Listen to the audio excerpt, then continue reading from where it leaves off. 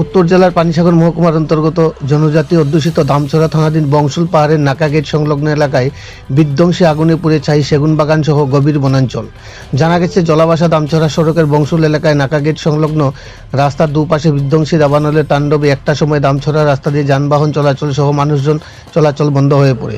ঘটনার খবর পেয়ে ঘটনাস্থলে পৌঁছায় পানিসাগর অগ্নি নির্বাপক দপ্তরের এবং দামছড়া অগ্নি নির্বাপক দপ্তরের একটি করে দুটি দমকল ইঞ্জিন। বিধ্বংসী আগুন লাগার বিষয়ে খবর পেয়ে ঘটনাস্থলে পৌঁছায় পানিসাগর মহকুমা প্রশাসনের ডেপুটি কালেক্টর দিবাকর জমাতিয়া সহ দামছড়া থানার পুলিশ।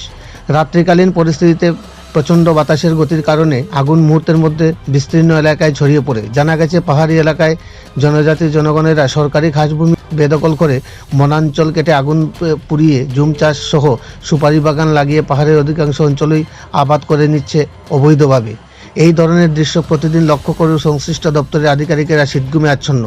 এই ধরনের ভয়াবহ বিধ্বংসী আগুনের ফলে সবুজ বনাঞ্চলই নয়, এতে ধ্বংস হয়ে যাচ্ছে জঙ্গলে বসবাসকারী সাপ, পাখি সহ বিভিন্ন ধরনের জীবজন্তুর মতো বিলুপ্ত প্রায় প্রাণীকুল।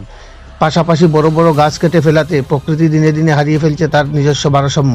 এতে করে প্রকৃতি তার ভারসাম্য হারিয়ে জীবকুলকে ধ্বংসের দিকে ধাবিত করছে।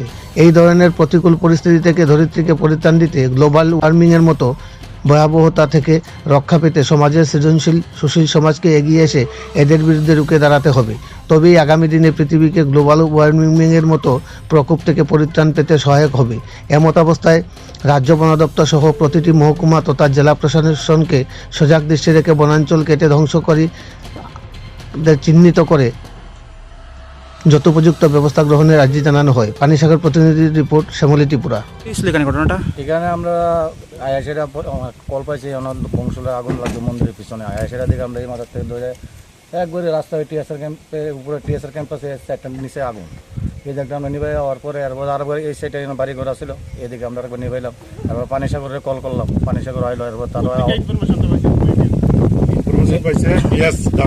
পাইছি দামছড়া পিএস থেকে আমরা। কতটুকু এলাকা সম্ভবত চলতেছে? প্রায় 1 কিলোমিটার, মানে 1 কিলোমিটার কাছাকাছি গেল। আগুন কি এখন আত্মে আছে? সর্বমোট কয়টা ইঞ্জিন এসেছে এখানে? 2টা গাড়ি আছে, পানিসাগর আর দামছড়া। আচ্ছা, আগেও কিরকম ঘটনা ঘটেছিল এই এলাকাতে? আগে তো আমি এবার গত বছর পাইছি না, এর আগের বছর পাইছিলাম। সেম এমন ঘটনা পাইছিলাম গত বছরের আগের। এদিকে একটা বাড়িতে আগুন লাগছিল, দোকানটিতে।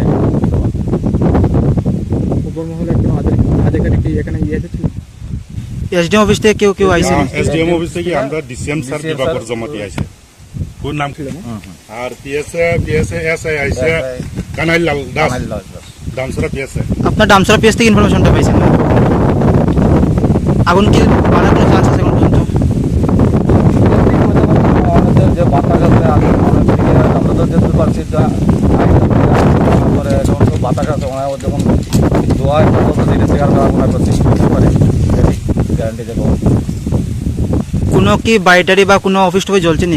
বাড়ির ঘর কিছু চলছে না। তো আমরা সুপারি বাগান অনেক পুরা গেছে, কিছু সুপারি দেওয়া, তখন অনেক চেষ্টা করে আয়ত্ত না আছে আগুন।